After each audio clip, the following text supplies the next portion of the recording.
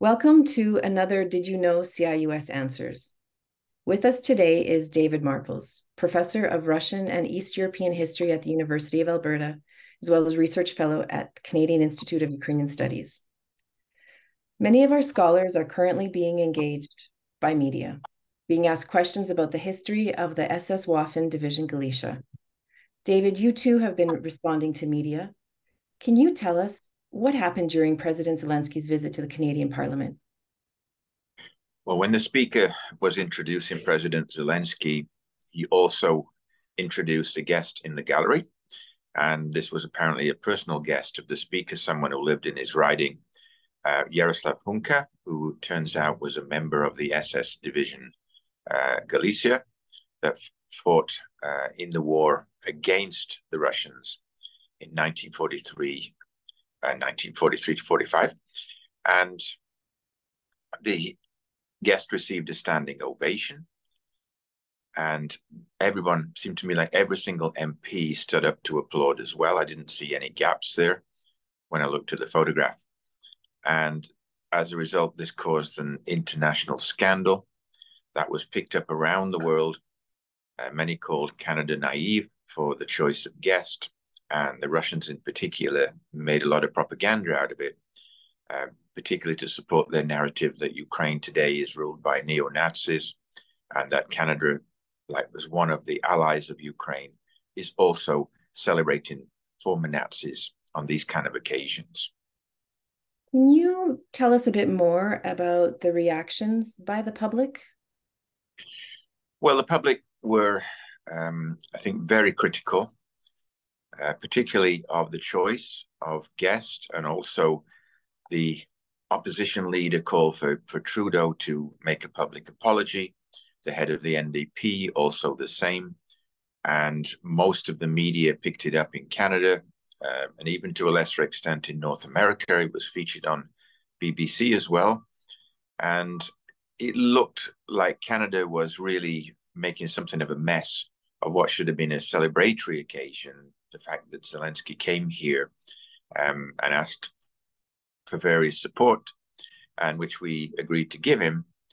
There was no focus on that at all. All the focus was on this guest in the gallery. And Jewish organizations in particular were very upset, saying that it was a travesty that someone like this could be celebrated, given the suffering that Jews had had during the war on this same territory as part of the Holocaust. We understand and we've heard the call that Mr. Hunka was a Nazi and, the issue of war crimes. Can you put this further into perspective for us? Yeah, I mean, it's a question really of understanding the situation of Ukraine in World War II. And that's not to condone it in any way, because I don't. But the situation of Ukraine was that there was no Ukrainian state in this period, and Ukraine was divided up among several countries of the world. But for simplicity's sake, let's say most of it was in Soviet Ukraine, and a large part of it was under Polish rule in the interwar period.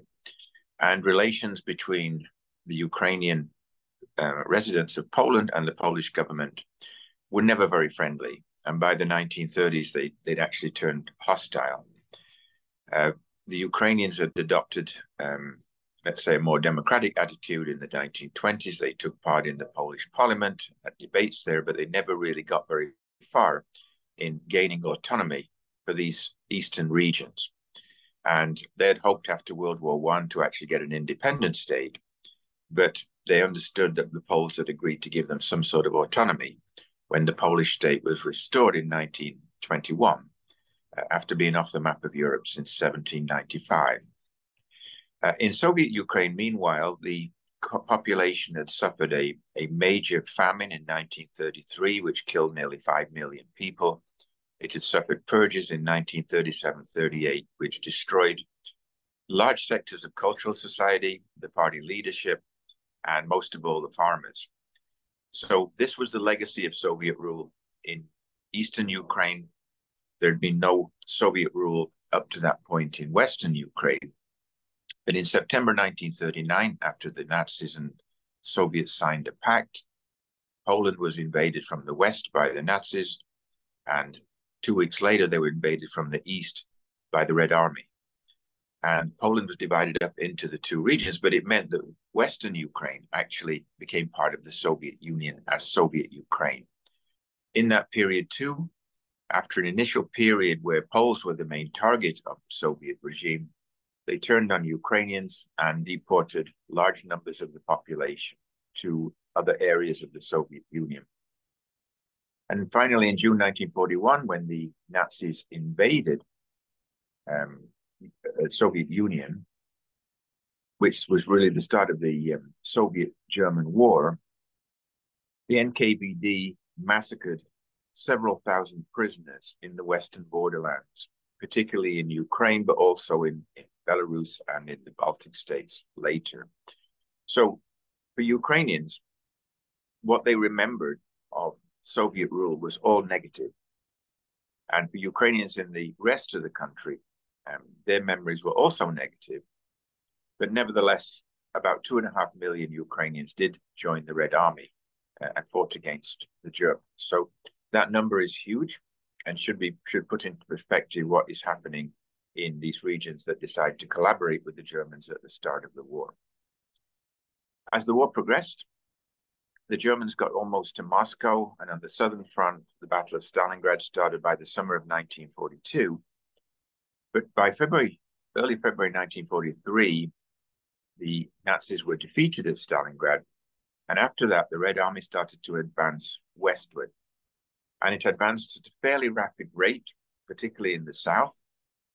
And people living in Galicia region of Ukraine had a number of alternatives at this stage of the war about what they could do. And some had already joined the Ukrainian Insurgent Army, which was affiliated with the Organization of Ukrainian Nationalists, led by Stepan Bandera. They were fighting in the forest. The other alternative was to be taken for forced labor to Germany. Another one was to sort of wait till the Soviets come and hope that everything went well. But the Germans retreating decided to allow some of the local population to take part in their anti-Soviet campaigns. And many volunteered in Galicia to fight in an SS division that swore allegiance to Hitler, wore uniforms that looked rather like German uniforms, and were greeted individually by Heinrich Himmler, the head of the SS. There's a famous photograph of him on parade with the SS Division Galicia. And after that, the unit was used in battle against the Soviets, which they'd been promised to do. It was defeated at the Battle of Brody, which is quite a famous battle, later reformed and was used to take part in campaigns in Poland to wipe out the AK units that were around there, the Polish Home Army. It also destroyed a village in Poland. About 1,000 people lived there, and then was used in Slovakia and Slovenia for different punitive campaigns. And all three countries have subsequently complained about the way this unit operated in their land.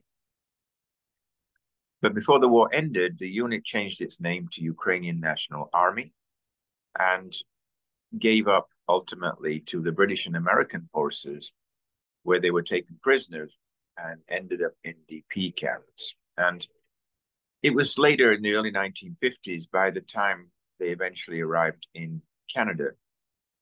And at that time, the political situation changed dramatically. The Soviet Union had moved from an ally of the Western states to the main enemy. And therefore, by the time this unit's members arrived in Western countries, it was the Cold War, and the attitude of Britain, United States, Canada, and other countries was that these units should be welcomed as part of their kind of anti-Soviet drive and propaganda. And in some cases, in the United States, for example, some of the people who ended up in the United States were sent back into Ukraine as sort of volunteers to try and fight the Soviets. So that's the situation back in 1950s. In 1985, the whole question of war criminals in Canada was investigated by the Deschênes Commission. And this commission concluded that there was no particular problem of war criminals in Canada. It was not able to uncover any specific cases. However, it didn't release the full report, and there was general belief that some of the war criminals had in fact got into Canada. And later, once the KGB archives were opened in Ukraine in particular, more information became available. And a number of scholars worked in these articles and concluded that, in fact, there were more war criminals in Canada than the Deschênes Commission had revealed. And I saw in one case one fellow in Quebec who was suddenly accused of being a war criminal. He was about 89 at the time and just living quite peacefully, but he suddenly became a feature of the media. I don't know about the details of Mr. Hunker. I mean, maybe there's something in the files that have not been revealed yet from the Deschênes Commission. But I think one has to remember he was 18 years of age. He was not likely to be in any official capacity or any senior capacity. He was an 18-year-old kid who joined in a situation where he made very difficult choices. He chose badly, in my view. But nevertheless, I think these circumstances need to be taken into account before condemning him outright. And that's the situation we face today. And I think that would sort of be where I'd like to finish in this summary. Thank you very much. I very much appreciate you taking the time with us, and it'd be nice to understand how we consider moving forward. Well, I think, I'm thinking in the higher educational level, it's quite important to hold panels at conferences or at universities, at colleges, where these issues are discussed more openly, and to have a more objective debate that's free of any propaganda on any side. And in this way, to sort of try and uncover the realities of what happened and what we can do in the future.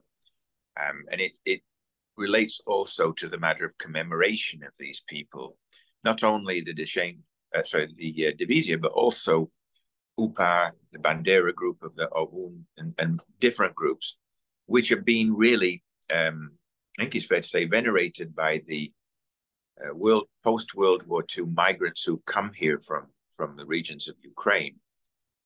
Certainly, every time I've attended a major Ukrainian function at a Plast or somewhere like that, you see pictures of these heroes of Ukraine, Bandera, Shukevich, etc. So it's been accepted for decades among Ukrainian community. And the question is, should that continue, or should these people be removed? Should these monuments be removed? I'm not in a position to say what the community should do or how it should react, but I think it has to be a little less defensive when these things are questioned. We all know there's Kremlin propaganda, and we all know that the Kremlin is trying to portray Ukraine in the most negative light possible. And you don't want to give them freebies like putting someone from the Divizia in the parliamentary gallery. You really need to demonstrate that this issue has been discussed. If people are innocent, we found out that they're innocent. If they're guilty, maybe they are guilty. And there's one more, instance I've got in reaction to an article I published in The Conversation last week, where I mentioned Chrystia Freeland's grandfather, Mikhailo Homyak. And someone said, well, he published a newspaper under Nazi occupation. Is that a crime? Should we call that a crime? My PhD student, Ernest Gidel, wrote his PhD on that newspaper, went all the way through it, and found only 4 instances where there was any anti-Semitic reference. And they were all repeated from German newspapers. They were simply forced to republish them in this newspaper. In other words, when people were under German occupation, they had to make a living. He chose to be a publisher of a newspaper, which for the most part was devoted to news. Is that a crime? And when you're under this kind of occupation, how far can you be blamed for trying to survive, to make a living in some way?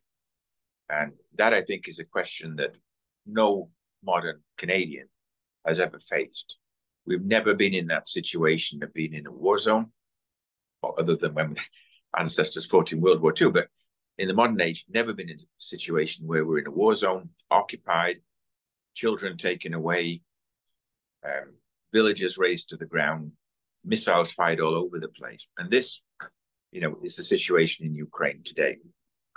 And Ukraine is not anti-Semitic. It was declared to be the least anti-Semitic country in Europe only a few weeks ago.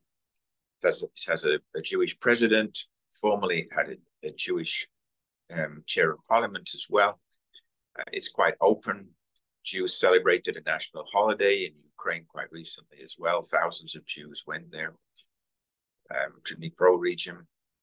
So I think, these questions are not related to modern Ukraine in any meaningful way. There are no Nazis in the Ukrainian cabinet. That's quite clear. But what we have to sort out at this end is what happened in the past. How did these people come to Canada, and how should we remember them? And that's a fair comment. I hope it does not detract from the situation in Ukraine today and what needs to be done by Western allies going forward. Thank you for taking time and speaking with us today, David. We appreciate your work and your commentary. Yeah, you're very welcome. Of course.